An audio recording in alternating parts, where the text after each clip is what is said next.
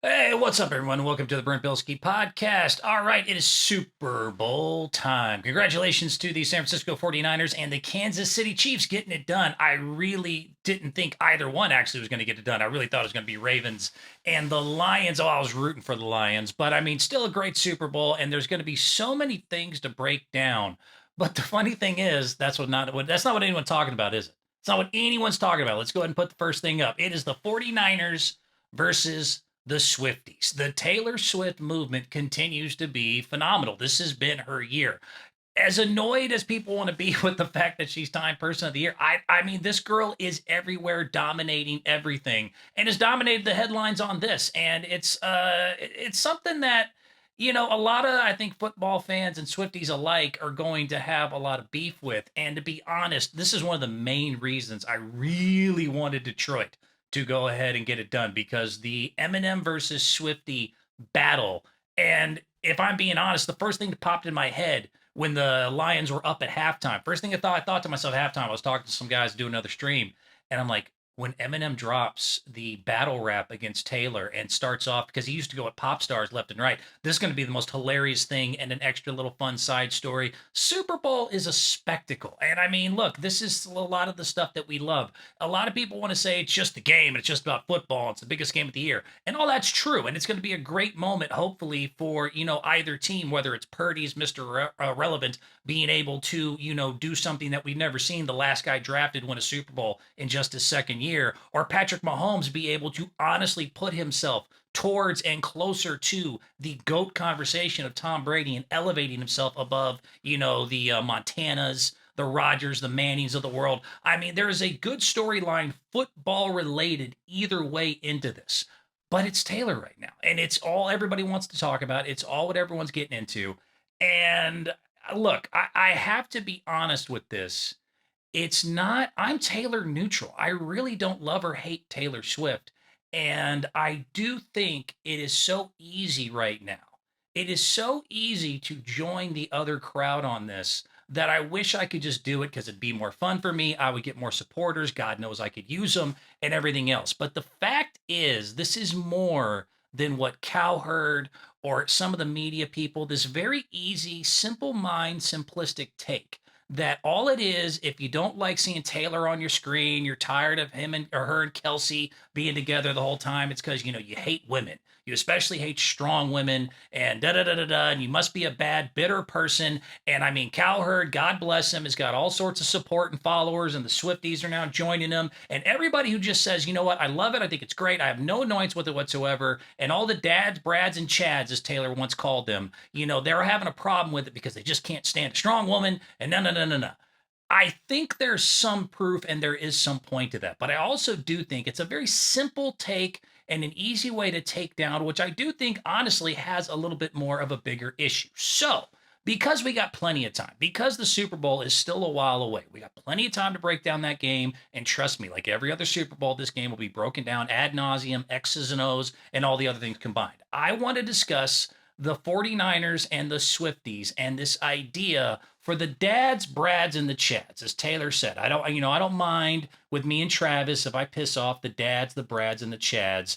And this is a little in defense of them, besides the simplistic idea that it's all just because they hate women and they're awful people and they're just bitter old men who can't stand seeing a young couple in love on their screen, and they can't stand seeing Taylor. No, no, no. They don't like seeing Taylor, but there's a lot of reasons for it. So I'm going to give you four theories, and then we're going to move on to the Warriors because I do want to discuss them, and Draymond Green especially. But let me just kick things off. So this is, again, this segment I'm going to call I'm Not Mad at the Brads, the Dads, and the Chads, and here's why. All right, first reason. I want to say they at least are, the reasons they might be having problems with Taylor. I'm going to call it the right to be frustrated. The right to be frustrated. Let's just get the first one out of the way. Taylor Swift is not just a pop star, not just the biggest one in the world. She's young, she's unapologetic in the way that she talks, and she does lean politically left. I am not saying that's a bad thing, and if you're for it, I agree. All that type of stuff. I have a lot of things that I, personally believe in that would lean left. However, you have to understand the audience that she's going towards. And why are people so mad at Taylor only being on their screen, usually for an average of 30 seconds? For all those cutaways that they go to in the NFL that the dads, Brads, and Chads bitch about all the time, it's only about 30 seconds on average in a total football game that you see Taylor Swift. So why are dads, Brads, and Chads so mad about it? Again, she's unapologetic and she leans left. So do they have, quote, the right to be frustrated? The fact is, the average NFL fan, they are 77% white. They are 37% 55 years or older, and that means 75% of those guys vote and 60% of them vote Republican. This is a very right audience, and I'm not saying that it's really appropriate that they get so upset, but I'm trying to give you at least another reason besides, oh, she's just a woman and they hate women. This goes in the same category with Taylor and the things she said and the way that she leans as, Michael Sam, the former, player who came out as gay and during the draft kissed his boyfriend when he got drafted. This is the same as they reacted to the kneeling for the anthem. That was a big old hullabaloo. Should you kneel? Should you not kneel? Is it disrespect in the country? Yada, yada, yada. This is the same thing as all the helmets with the political phrases and the racial, inspirational quotes in the end zone. This is the Michael Sam. This is the racial, inequality quotes. This is the kneeling for the anthem. Taylor Swift falls in that same category for an NFL audience that is on average 77% of them are white, 37% of them are 55 years or older, 75% of those men vote, and 60% vote Republican. This is every nightmare in their my football is sacred. How dare you cut to this political? And I'm just here to focus on the game. Taylor falls in that category. So I can't just give you, oh, it's because she's a woman. I mean, look, honestly, if they were to show, women that they liked, they wouldn't react this way, the dads, Brads, and Chads. If they were to show military women, the football player was with a military woman, they clapped their ass off. If they were to show, police officers, they would clap their ass off. If they were to show, celebrities that, the few that do lean right, let's say, I don't know why, Elizabeth Hasselbeck or Stacey Dash was dating one of the players, and you cut to them on average for 30 seconds. They'd be like, oh, yes, thank you very much. So glad to see it. But the fact is, they're cutting to Taylor Swift.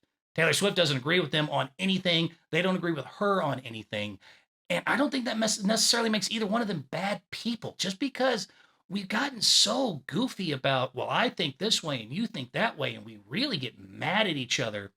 And I guess that's historically how it's always been. But I'm just saying, most of these men that are, these older white Republican males usually do have wives, they have daughters, they have a lot of women that they love and care about and probably support and do a lot of things for. But Taylor represents a group, the young, unapologetic, left-leaning crowd that is just going to get on their nerves a little bit. So when you cut to the screen during their football game and during their sacred time, this is going to go into the same category as Michael Sam kissing his boyfriend at the draft. This is the same thing as the kneeling at the anthem. This all falls in that same category. So my first defense for the dads, Brads, and Chads is that they have the right to be frustrated because they are so different in the way that they think, and it's just a clash of two different audiences that aren't used to being in the same room together. All right, so that's one. Here's a bigger one, and I think some people are finally joining in with me on this, on why the dads, Brads, and Chads that aren't Chiefs fans are, specifically annoyed by the Taylor Swift and the oversaturation. She didn't join an underdog. Taylor Swift, a dynasty, joined the new dynasty in the Kansas City Chiefs. The Kansas City Chiefs just took over the New England Patriots. You got to remember, there was no window between the powerhouse that was the New England Patriots for the last 20 years and then just jumped right to the Kansas City Chiefs. They were already being disliked. Patrick Mahomes and Kelsey, we were seeing them a lot on our screen. They've had a ton of success. And then you added on not just any famous person, arguably the most famous person on the planet right now, and you're cutting to the screen all time, doing all this different stuff. So when you see that and you're not a fan of Taylor or Kansas City, doesn't mean you hate certain people. It means you hate them specifically, and you really don't like seeing that much power in just one spot and just one room and seeing them all the time. And people we naturally get tired. We naturally get tired of seeing the same thing be successful over and over. We will build you up and then we will tear you back down. There's a great speech in the movie Air, the Michael Jordan Nike shoe thing, when he's doing the pitch and he describes how we're going to build you up, build you up, build you up, but eventually we get tired of you and then we start tearing you down. You're not combining just the pop star, the biggest pop star in the world dynasty. You're adding it not to the Lions, the underdog. You're not adding it to Baltimore and Lamar Jackson, the underdog. You're adding it to the Kansas City freaking Chiefs. They just went right into and are probably feeling a little bit of the backlash from us hating the Patriots for so long for becoming the new New England Patriots. The fact is, and let's keep it sports, the Kansas City Chiefs are arguably already one of the top 5 franchises and dynasties to ever exist in the NFL. Fact is, Kansas City Chiefs are now going to their 3rd Super Bowl in 5 years, hopefully to win their third Super Bowl in 5 years. They've won 2 and 4. They've won 5 straight AFC championships. Patrick Mahomes already has 2 MVPs and 2 Super Bowl MVPs in the last 5 years. The Kansas City Chiefs are only second to the New England Patriots all time for the most wins in a 5-year span. Just so you know, the Kansas City Chiefs have won 75 games since 2018. The only team that had won more in 5 years was the New England Patriots at 77 in 5-year time. By the way, Travis Kelce, the boyfriend himself, has now become the #1 all-time in playoff receptions. He just surpassed Jerry Rice and is now only #2 to Jerry Rice in playoff touchdowns. He is arguably the best playoff performer as a wide receiver or tight end that we've ever seen in NFL history, at least statistically, on the team that is now taken over the Kansas City, or the New England Patriots, as the new New England, as the new dynasty that we're tired of seeing and we're tired of watching them win. And it is now joined with Taylor freaking Swift. The same way Kansas City is a dynasty. I mean, look, love or hate her, you got to give this girl her credit. I mean, Taylor Swift is a freaking juggernaut. I don't think most people, especially NFL fans, so I'm speaking to the Taylor fans of why they might be tired of seeing her here and why being tied to Kansas City and Travis Kelce might be specifically annoying. But let me just let you NFL guys know, she is not just doing like, Britney Spears-ish type things. Taylor Swift is an animal. She's an animal. She has rocked the last year and a half. It is absolutely insane. Her Eras Tour, just so you know, is now #1 all time in revenue, not by a little bit, by a freaking mile. Taylor Swift has already gotten $1 billion from the Eras Tour in revenue. I'm going to repeat that again so you guys can understand. $1 billion, and is probably on her way to $2 billion.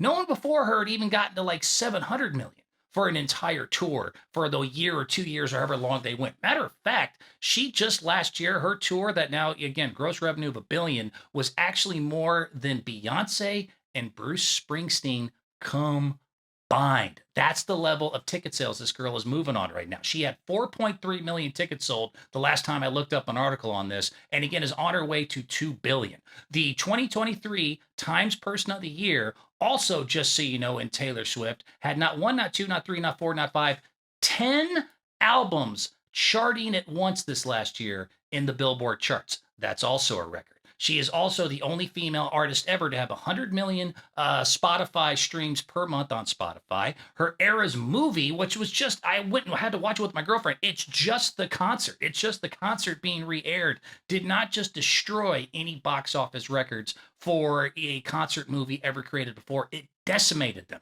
The fact is, again, Taylor was the highest grossing of all time in her movie, the Eras movie. That should be obvious. But it beat Justin Bieber, and the 92.8 million that they made opening weekend was 3 times more than the previous 2 before her, and that was Bieber and that was Miley. So think of all the lunacy we've had with like Miley and Bieber and those manias and all that. She's at least tripled those. Her concert just last year did better than Bruce Springsteen and Beyonce combined. And oh, not to mention, she's up for another Grammy this year coming up this weekend, I believe, where Travis won't be there and some of y'all, shut up. But the bigger point is she's up for another 8, and she's up for her 4th album of the year. If she wins another album of the year, she will now have the all-time most at 4, along with and now defeating Stevie Wonder and Frank Sinatra.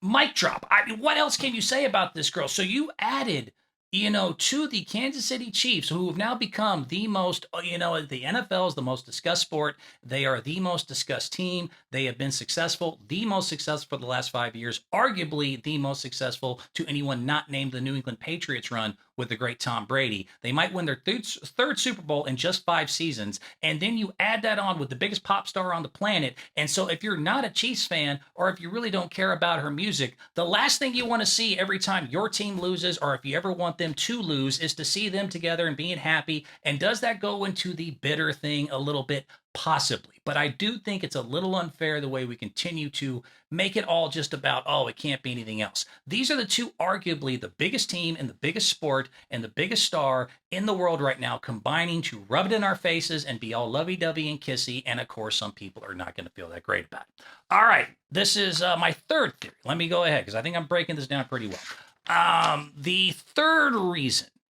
and this is a big one, and this goes back into another sports fandom I'm going to go ahead and use as the example. Why I'm in defense a little bit of the dads, Brads, and Chads. Besides the fact it's just a two population of a dynasty that we're tired of seeing, and there's a little right leaning that's obviously going to clash no matter who it would be, no matter what gender they would be. The fan base. You guys are a lot. You guys are a lot. The Taylor Swift fan base is not just a fan, they're fanatical, they're unapologetic, and they're loud, and they're rabid, and they rub some people the wrong way. If there's anything I can put it back to in sports that is very similar, you guys remind me of LeBron fans. It's very eerily similar in the same thing of the new younger crowd that doesn't really always either point out the history or will just ignore it or maybe not know much about it, and will throw their now favorite person into this deity like level of any criticism is now automatically just dismissed into hatred. It's dismissed into something simple and insulting, and it can't just be that maybe you guys can't let people stay at the greatness that they're at, that you put them into these walking on water levels that is obviously going to give a little backlash or eye roll if you're not part of the cult or the bandwagon. You guys are a lot. Taylor Swift fans and LeBron fans are a lot. They're a lot to talk to about the greatness because you'll try to give them their flowers like I just did. Like I said with Taylor, the girl is the biggest pop star, and not just pop star, musician, artist that we've ever seen. And it's like my girlfriend, who I love to death, is a huge Swiftie, once said, this is early on when we're dating, she said something like, Taylor Swift's the greatest songwriter of all time, hands down, better than Bob Dylan, anybody else you could name, and said it so brazenly that I kind of, and again, it's not even if you look historically and look, maybe, I mean, there's at least an argument, but it was said with such just brazen confidence. I had to kind of go, like, I made one of those faces and immediately was met with, oh, you got a problem with her? Da da da da. It's like, well, slow down. You just said something pretty bold that she's the greatest songwriter of all time. LeBron James is the same thing. LeBron James is the GOAT. Well, what about the stats and what about this? Oh, it doesn't matter. Da da da da da. If LeBron was back in Jordan's era, he'd score 87 points. And y'all will say things that it's like, okay, take a breath, pump the brakes a little bit. I mean, it's not just the fans, it's also the coverage that makes it very eerily similar, and why I think people might get a little annoyed by seeing this on their screen all the time. Just so you know, it's not just with like I said, you guys remind me of LeBron because I've been dealing with this one for a long time, and I got some examples here. Here's some of the stuff that you'll see in the LeBron fandom where, again, it's not just we really like this person, we support this person.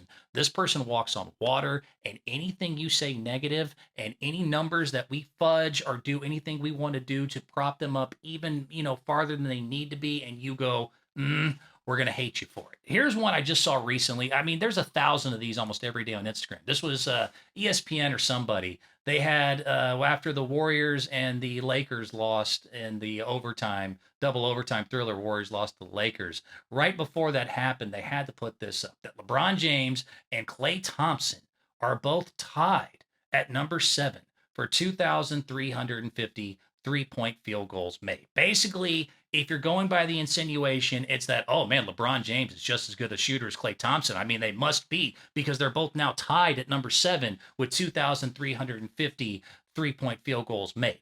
The only part that's nowhere on that screen and something I do think we should mention is, I don't know, LeBron's played 1,465 games to Klay Thompson's 758. To let you know, that's 51.7% more games played than Klay Thompson, and they have the same total amount of three-point field goals made.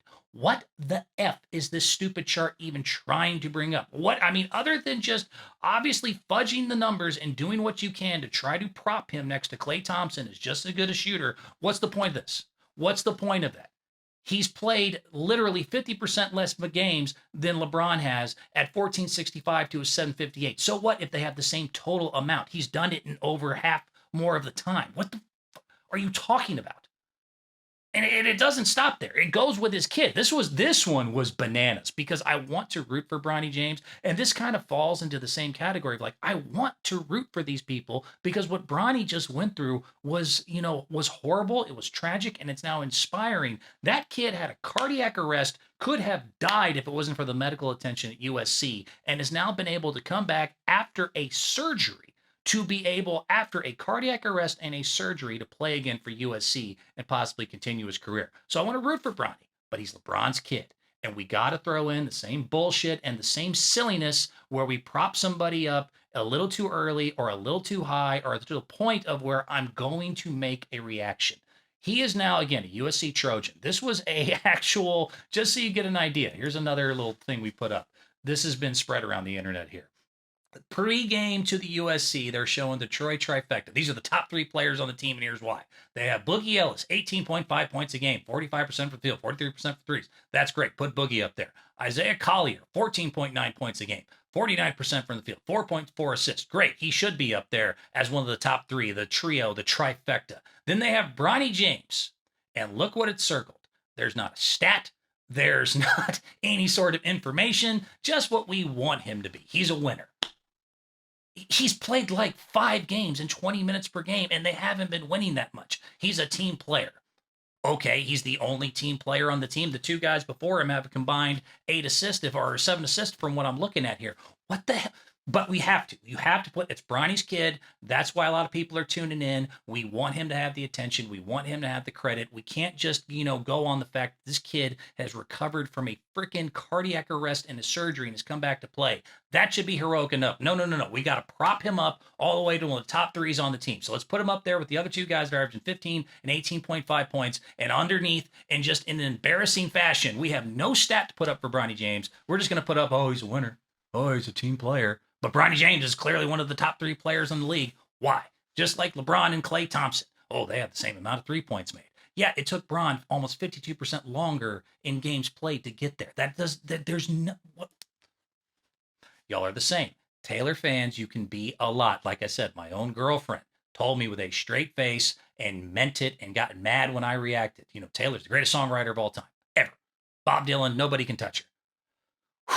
Any reaction, anything that's a little bit, even, this poor Joe Coy and the Golden Globes thing. I mean, all the poor bastard said in hosting, he made one little jab at Taylor when they cut to her and said, we're going to cut less to her than they do at NFL games. And Taylor Nation and the Swifties swiftly went right after him. And all of a sudden, all the headlines, Joe Coy had the worst performance, and he's the worst, he's a piece of shit and everything else. And it was just like, all he said was basically referencing how the NFL cuts to her a lot and people went insane. I mean, any criticism, that any eye roll, it's always met with both in LeBron and Taylor of accusations of hate, accusations of being a bad person or bitter or this or whatever. And I mean, it just, the idea that LeBron and Taylor, and that's why I combine them, are like the only 2 top public figures to receive criticism. You both say this with such, again, confidence that like they're going through some new hatred that no one's ever been through.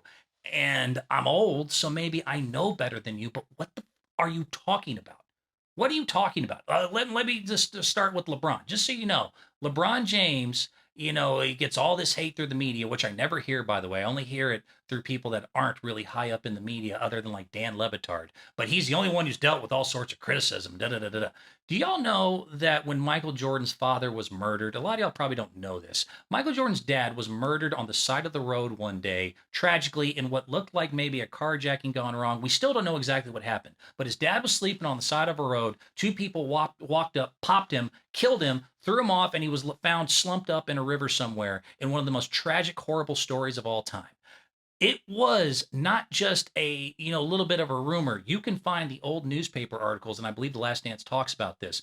After Jordan's dad was murdered, there were people openly questioning and some damn outright blaming Michael Jordan's gambling addiction as to why his father, who they just found slumped in a river, it was his fault. Excuse me? You tell me one story close to criticism, speculation, or hatred that is anything close to the story of when Michael Jordan's dad was murdered and found in a river, that there were newspaper articles published openly and with really no reservation saying, you know what, it might be because of his gambling addiction. It might be some sort of gambling thing gone wrong. That's why Jordan's dad is dead. No criticism. No one else before him has ever gone through any hatred. I mean, I don't even have to go past the one you always compare him to in Jordan to talk about what the F are you talking about? The Swift fan, and why, again, it's a little bit your own fault here that people get upset at seeing her on the screen and she's oversaturated and everything else, is your own fan base is a little bit much in there, like, oh, well, she's gone through, hatred and criticism that no one's ever gone through just for being the boyfriend of a popular football star. I mean, no one's ever gone through this. I'm going to tell you a new story and tell me if this sounds familiar. And this is reason number 4 why the dads, Brads, and Chads, it's a little bit more than just what people are making it out to be. And there's never been, quote unquote, a pop star who's caught more, heat or hatred or whatever for dating a football player. Once again, maybe you're young and maybe you don't know what you're talking about. So, number 4 is that football fans are legally out of their mind. She did not just enter any sports world. She entered football world where criticism and goofiness and a lot of it is just part of what comes with the sport, and maybe she didn't know that going in and showing up at the box and everything else, but she is by far not the first pop star to go through this. David Beckham and Posh Spice. And yes, I'm going to go back to original football, as the British call it, but just because the only other people maybe worse than football fans are like soccer hooligans when it comes to extremism with rabid, loudness and brazenness and just a, crazy ass fan base. Just so you know, so let me tell you if this story makes sense. Back in 1998, David Beckham was the most popular soccer player in all, across the pond there out there in England. Matter of fact, he was the PFA Player of the Year, but he had just had an incident at the 98 World Cup where he kind of, quote unquote, blew it for Argentina. So he was catching some heat on his own, but he was considered the best soccer player, in his era and in his time, and was probably the most popular player at that point in 1998. He then decides to start dating Posh Spice from the Spice Girls. And in 1998, the Spice Girls were 5 Taylor Swifts combined. The Spice Girls, if a lot of y'all probably weren't born yet, don't remember, the Spice Girls were huge, and Posh Spice was the considered prettiest one and was kind of the Beyonce of Destiny's Child breakout star of that group. So back in 98, with Beckham being the number 1 soccer player in the world and Posh Spice being the most popular pop star in the world, they became a couple and tried to go to football games. And if you think Taylor is the only one who's dealt with public hatred, you know nothing about this story or really what you're talking about. So they were in Manchester United, and they talk about this on their documentary. He's back at Man U, and again, they're upset at him because there was a thing that happened at the World Cup where he had gotten a red card, and basically, according to them, was the reason they lost to Argentina. So Posh is in the crowd, and just like Travis and Kelsey, they're talked about too much. People are tired of them. If you want to understand hatred and how crazy a football fan can be, and even worse than even the NFL football fan, 75,000 people, and you can Google all this, and they talk about it in their own documentary.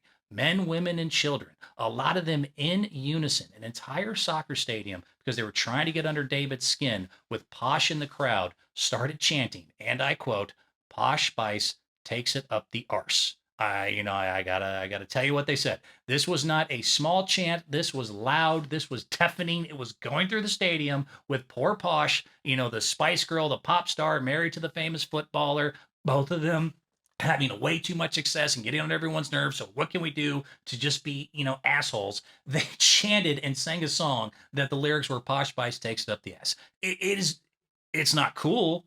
It's not okay. And I'm not saying that justifies any bitterness or behavior going right now towards Taylor or Travis. But when you have the fan base that doesn't know what they do and say, that causes a little bit of a reaction, and they try to say stuff like, oh, LeBron James has never gone, no one's gone through the hatred that LeBron James has gone, or the criticism. And I'm like, when Michael Jordan's dad was murdered, they basically pinned it on Michael and said it was his gambling addiction. Or, oh, pop star, that's never, just because she's with an athlete, no one's ever gone through that hatred.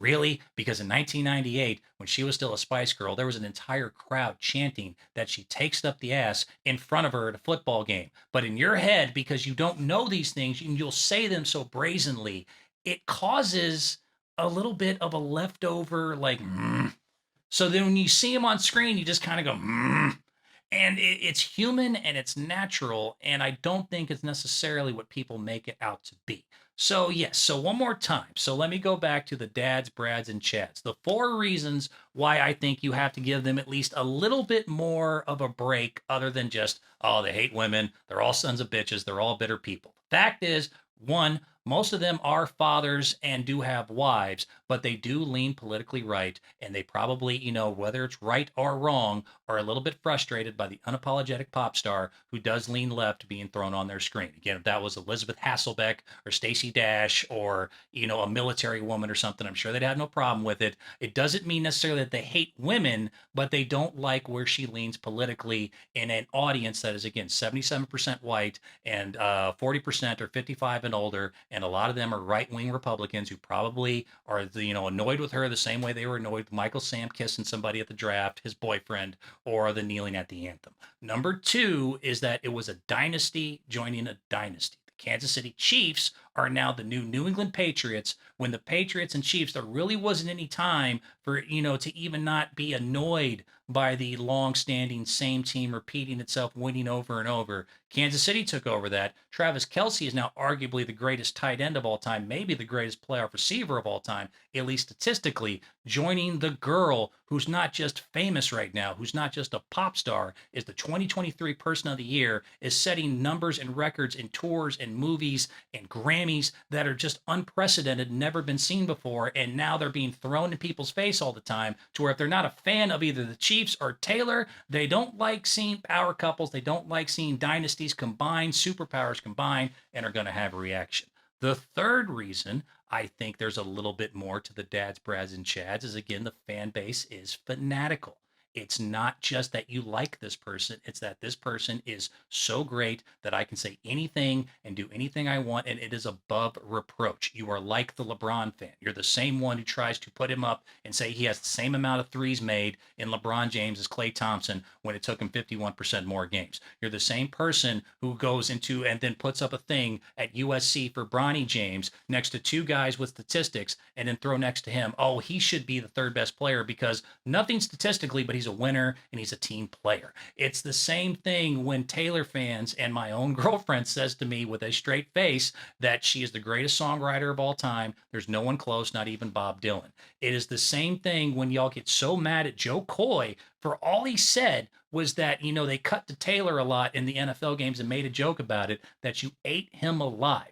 And then you combined all of that with the lack of knowledge and saying that they've gone through the hate that only they have gone through before and no one else has, and not knowing the history of, again, Posh Spice and David Beckham and her being chanted at 75,000 people she takes up the ass in a stadium she was sitting in. Or Michael Jordan, he's never gone through the hate LeBron's been through. At the same time, you don't even realize that just, not that long ago, he was blamed for his own father's murder publicly for his gambling addictions. There's nothing new to the story. It doesn't make it always okay. I do think to a point there is a lot of bitterness here. I'm not trying to say otherwise. I just think it's not as simple as y'all made it out to be. And that wanted to be my point, was that for the dads, Brads, and Chads out there, that Taylor publicly called them, kind of trolling them a little bit, even that started a backlash. There's more to it. More to it. All right? Good. Anyways, that'll be the last I bring all that up. I think I've kind of hammered that shit home. Want to move on to the NBA. This is tough for me, just because, dude, I'm a Warriors fan, through and through. This year, as I will now show, this was after the heartbreaker of, I mean, there have been so many heartbreaks. I'm going to call this segment the Wayward Warriors here. Curse the bullseye, whatever you want to call it.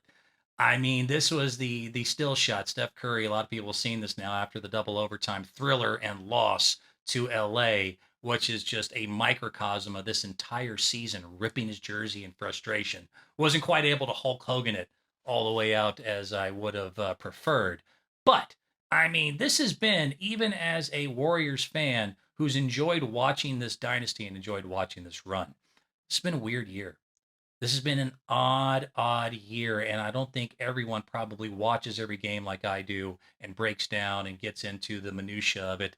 Let me tell you, I mean, this is not just as a, again, a personal fan of Golden State, because of not just who they are, not just the way they play, but the way that they were able to do it. The fact is, this is not just any sort of dynasty. This was a dynasty that won 4 titles in 8 seasons. They made 5 consecutive finals. They had the 73 win season that, of course, they blew, but still they have that record. This is the same team that had Steph Curry, the first ever voted unanimous MVP of all time. And they did it in a way that everyone said it couldn't be done. And that's why I love this team so much. I was born and played, and yes, I played in the era of you can't shoot threes early. They're only used, in specific and sporadic times. And even in the NBA, you got to remember, pre Golden State, this was the culture.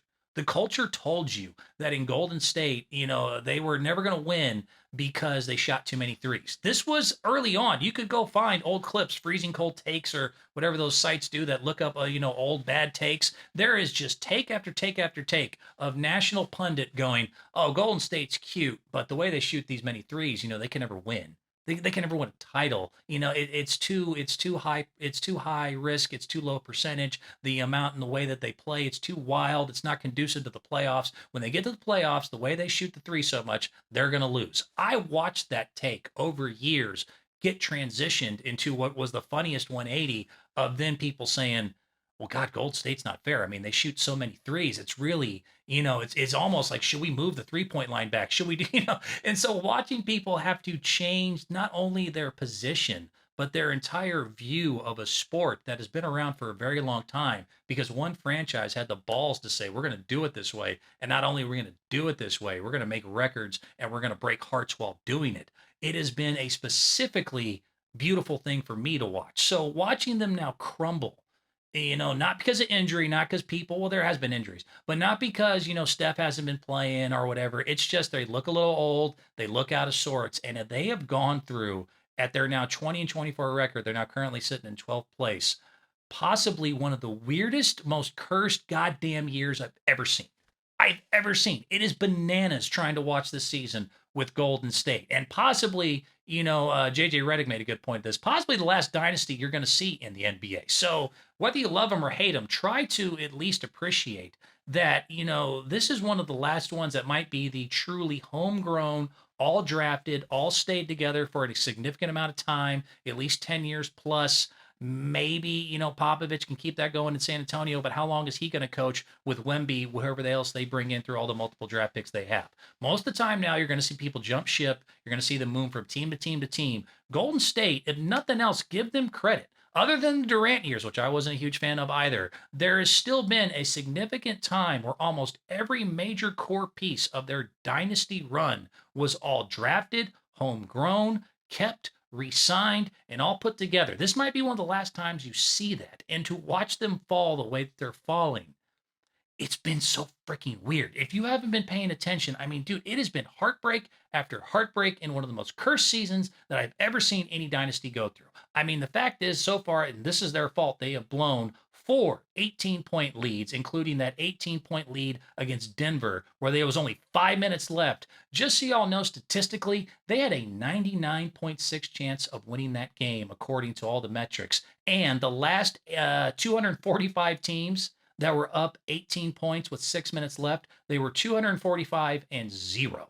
And then it all ended, by the way, with Jokic making a goddamn half-court shot with Looney right in his grill. Their beloved assistant coach collapses and dies of a heart attack at a team dinner where 75% of the not just players but coaching staff, everyone was there and witnessed a 46-year-old who had played basketball and was still in good shape suddenly just pass out and die of a heart attack. They had to miss a week. So they've blown leads. They've watched assistant coach die. They've had injuries. Gary Payton and others, they have had significant injuries. Draymond Green decides to choke Rudy Gobert and gets suspended indefinitely, which is also a brand new thing and something you see very rarely is the indefinite suspension for something, a little skirmish in between the game.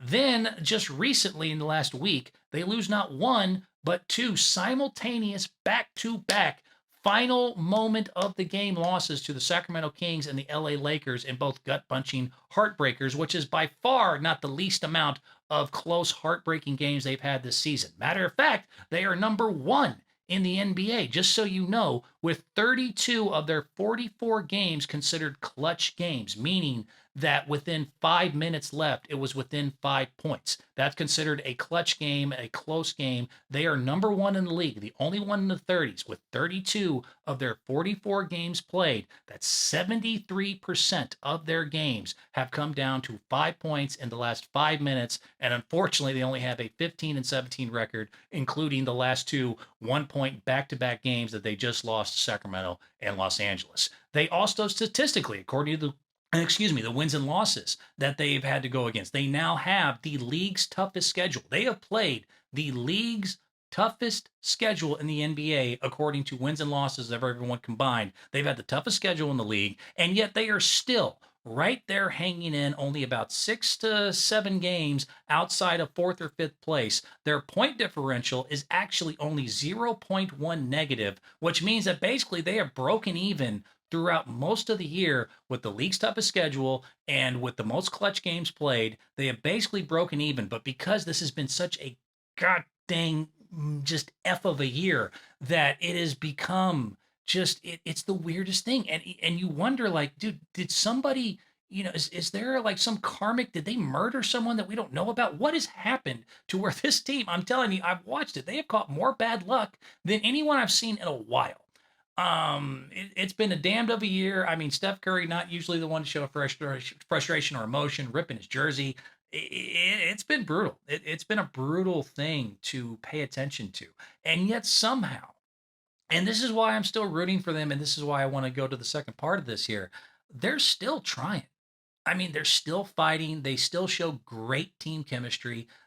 Through all the things that they've gone through, they won't quit, even in those close games. There's no feeling of like, oh, let's just give up because this isn't our year. It's not going to go our way. I am watching these guys continue to fight, continue to crawl, and in the last 5 games show a lot of hope. But again, just to recap how crazy this year has been, and I'll review. The Golden State Warriors this year have blown 4 18-point leads. Now, that's their fault.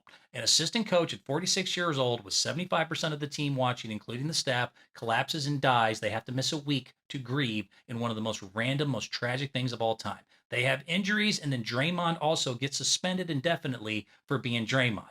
They have now lost in the last week not one but two simultaneous back-to-back 1 point thrillers versus the Kings and the Lakers. That is now combined into their 32 of 44 total games that are considered clutch games where their record is only 15-17. Not to mention they played the league's toughest schedule. Not to mention even with all that combined, they are still at only a 0.1 negative plus or minus differential for the season and are hanging around right there and are still showing fight and are still showing grit and are still showing good team chemistry and are still trying to not quit. I am really starting to root for this team more than I have of even previous years because I do think there's still something there. I don't think their record and their 2024 record and their 12th place is truly indicative of where they actually are. That 0.1 negative, they are actually the first team that when you go through the plus minus of all those, look at the team stats there, they're actually at the very top of that group and are just behind the Mavericks and the Kings when it comes to that stat. And I think that's kind of where they are talent wise. Mavericks and Kings both have a chance to come out of the West. I think Golden State is actually there. I know their record doesn't show it. I know the results don't show it. But I mean, if you've watched them and you've watched the weird, goofy amount of karma just not go their way, and all the adversity that they've had to deal with, the fact that they're still hanging around and they're still pretty much right around that Mavericks Kings area, that's kind of where I have them. I still think they have a shot. If they can get hot and they can do the right things, they can still put this season together. So, that being said, do I think with only a week left they need a trade? Not really. Not really, not anymore. The more I've been watching in the last 5 games specifically, I really am starting to doubt that.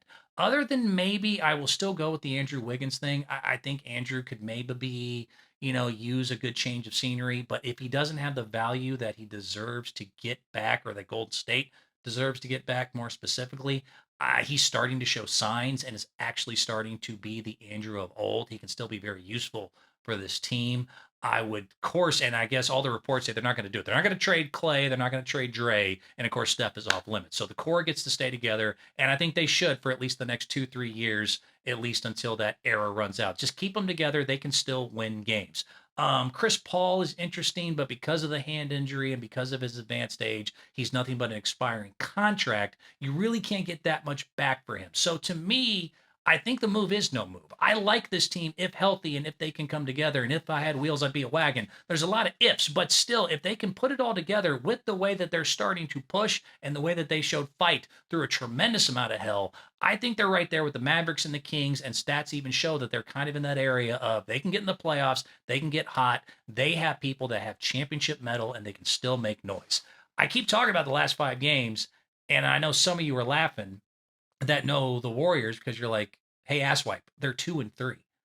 What are you talking about? Like in the last 5 games, you're seeing improvement. You're seeing championship medal. They're 2-3. They have a losing record.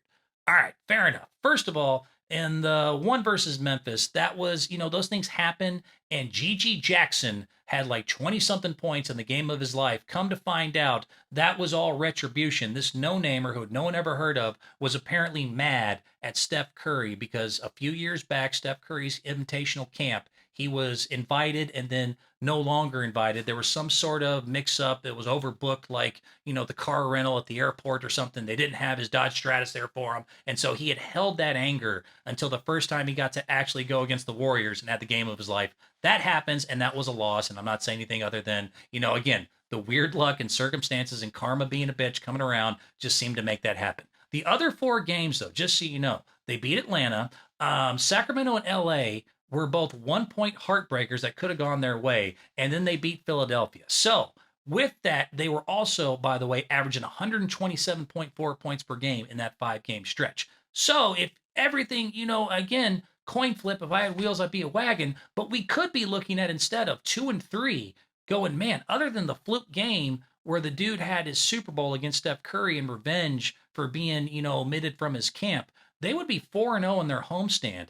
3 of those teams being contenders, and they're averaging a $127.4 per game. This team has a lot of momentum and going the right direction and seeing the things that we need to see. The players themselves in this run, I know the 2-3 record doesn't show it, have actually been really good. Klay Thompson's back to 18.8 points per game. Andrew Wiggins, who we've been putting, maybe on the trade block, 14.8, 4.6 rebounds, 41.2% from threes. That's huge. He hasn't been able to throw it in the damn ocean most of the season. He's now shooting 41% over the last 5 games from the three-point line. Jonathan Kuminga? Ooh, we got something here, don't we? Jonathan Kuminga is a dog.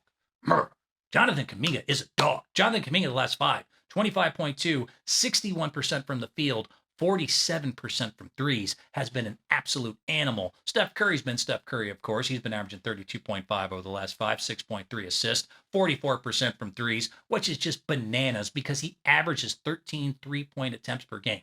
Just let that sink in. Let that sink in. Steph Curry shoots 13 threes a game and still shoots 44% with everybody in his face. He averages 5.8 three-pointers made per game. For a lot of people, even good NBA players, 6 3-pointers would be like a highlight of at least their season, possibly of their careers. He averages that over 13 attempts, shoots 44% from threes. With hands in his face and double teams and bumped and everything else going on, Steph Curry is still Steph Curry. The fact that he has to hopefully be voted in as an all-star this year in the Western Conference is the biggest load of horse shit. And I mean, I'll cut back to LeBron again. LeBron hasn't had exactly a winning record or the great statistical year according to other people that he's going against in that position. I mean, Anthony Edwards, Kevin Durant, any of these guys ring a bell? He got, because of his legacy and because of everything he's done and because people know who he is, he got to be in the starting lineup where he belongs. Steph Curry not being voted in and not being already a starting all-star is embarrassing. And the fact that he might not get voted in, which is what I've heard a little bit, would be the biggest horse shit of all time. But it would be good because it would continue to keep him, pissed off and motivated to make this run the last half of the season. The big one, and I can't believe I'm going to say this, and this will be my last thing, and I got to call it a day. Draymond Green. I finally see. Let me get old Draymond. Look at that Purdy mug. Look at this. This ding dong. Just so you know, I have not liked Draymond Green from the beginning.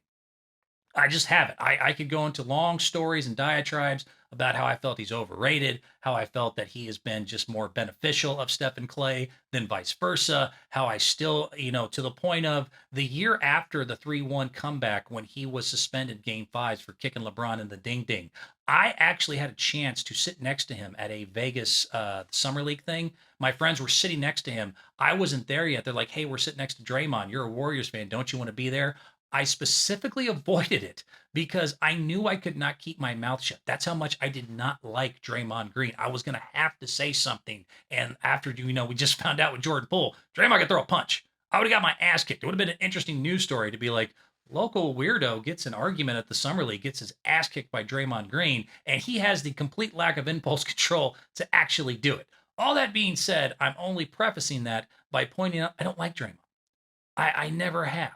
And I'll tell you what, in the last 5 games and coming back from the suspension and finally seeming to get at least some anger management and getting some level of, accountability, I see it. I see the value of Draymond Green. And maybe it's because even he has had to refocus and stop worrying about the antics and trying to be, this instigator, this and that, this kind of sideshow Dylan Brooks clown. He's not. He is as valuable as some of the people have always lectured me that he is. Now, I don't think he's done it his entire career. I think he's had moments kind of like Rodman where he gets more distracted by the other stuff and becomes detrimental to the team. But during this 5-game run, he has been huge. And it's not only that I can see it, you can statistically see it. Just so you know, Draymond over the last 5 is averaging 8 points, 7.5, and 7.3. Those are all great. It's the plus minus. He's plus 65. The Warriors are winning by 65 points so far over the last 5 games when Draymond's on the floor. The next most impactful person, plus minus, on the entire roster over the last 5 is Brandon Pajemski with plus 13. He is 52 points more impactful than anybody else according to that metric on the team right now. And you can see it. You can see it in the defense. You can see it in the way he sets up Steph Curry. You can see it in the way that he's, providing leadership. And for once, and he's not perfect at it yet, he is trying to keep his big mouth shut and worry about what he can worry about and not being this goofy ass distraction and becoming part of this new narrative a la the Patrick Beverleys and Dylan Brooks of the world that, oh, I got to be, this extra this. I got to bring the fire by acting like a jackass and arguing with the refs and choking Rudy Gobert and kicking people in the balls. I got to do all this extra stuff because that's what they expect of me. That's this. It's a bullshit narrative and it's not necessary. He's not Dylan Brooks. He's not a clown. He's not this low IQ, dipstick who kind of needs that in order to keep his name, in the media and everything else. He's a talented guy who I'm finally seeing the impact of what he does on the floor. He is plus 65. He is 62 plus or minus. He is 52, better than the next person on his team next to him. He is that impactful right now. And for once, he's trying. And it's like, it kind of reminds me of you, like if you let a dog piss on your couch for 10 years, it's going to be hard for him not to want to remark that spot no matter how much you've trained him outside it. Once he gets back to that couch, he's going to smell it. He's going to remember what he used to do. He's going to want to pee on that couch. I have seen moments where Draymond wants to piss on the couch again. He is starting, and he's had a little bit here and there of, arguing with refs, getting into it with the players. There was a thing where they wanted to challenge the play, and he's doing this. And I'm begging you. Draymond Green, for once, you are doing everything you're supposed to do. This team has been through all sorts of hell. Nobody knows it more than you. Nobody knows more that you probably still have a better chance than most people give you credit for to win the title. I'm imploring Draymond Green right now to do one thing. Shut up. I really, just so you know, there's a rule right now supposedly instituted. Steve Kerr says we have the yeah, but rule. now with Draymond, basically saying that we have a rule where now Draymond can't say yeah, but because that's been a thing with him. Because again, accountability has been an issue for Draymond Green. The idea where he can go, yeah, I did that, but da da da da da. They said after that last suspension, that indefinite suspension, they've taken away his ability to yeah, but anything. I need y'all to go a step further, and I hope Draymond, maybe this will make it through, social media or something like this. You are not allowed to talk, period. Because right now, your value is actually being shown. You seem to be focused on the right things. I would institute not just the yeah, but rule. You're not allowed to talk. You're not allowed to talk to the refs. You're not allowed to talk to the fans. You're not allowed to talk to the players. For one season, and you've had plenty of time to run your mouth, just focus on the game and help lead your team. Shut up. Shut up. I don't care if the building's on fire. I don't care if somebody drop kicks Steph Curry and you're the only person to see it. I don't care if someone's in there waving a weapon. You are not allowed to speak for the rest of the year. Other than in timeouts and to your own teammates, I don't want you saying a word. Not to the refs. I don't want you saying anything to the fans. I don't want you saying anything to the opposing players. I want you for once to just, I don't want to say shut up and dribble because it's not about politics. And I'm for once on your side because you can help and we don't need it. You're not Dylan Brooks. You're not Patrick Beverly. You're not a sideshow clown. You're not Rodman on the Mavericks. You're not a distraction right now. For once, you are useful and you are plus 65. You are doing everything we need you to do. The only thing you can do in an already abysmal, tough, rough season of a year is get yourself back into trouble again. The only thing that gets you back into that trouble is when you start talking and you start getting distracted and you start doing the old antics and like a dog, pissing on the couch. That's pissed on the couch for years. It's a trigger. It's a reminder. I am begging you for once, zip it. Just shut up. Like the old, play every Austin Powers clip. Zip it, zip it, zip it. Zippy long stockings. Just for one season. Just for yourself. Just to prove you can do it. Sometimes it's good to do these extremes. I've had to do extreme things in getting my discipline back in both sobriety and everything else. There are certain times you have to kind of go a step farther than even the average person in order to reel yourself back if you've had years of misbehaving and years of being selfish and not holding yourself accountable. For 1 year, just try it. I mean, it would be a fun experiment. It would be an interesting story. I think you get some, people talking about it that you just say, you know what?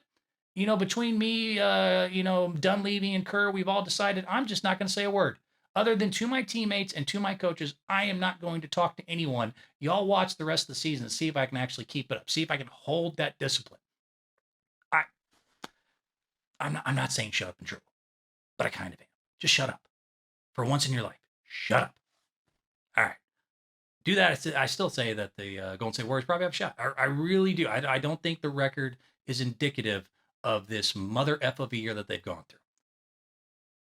I'm done. I got to shut up. I want to thank you guys for listening. Tune in next time, and I'll see you then. All right?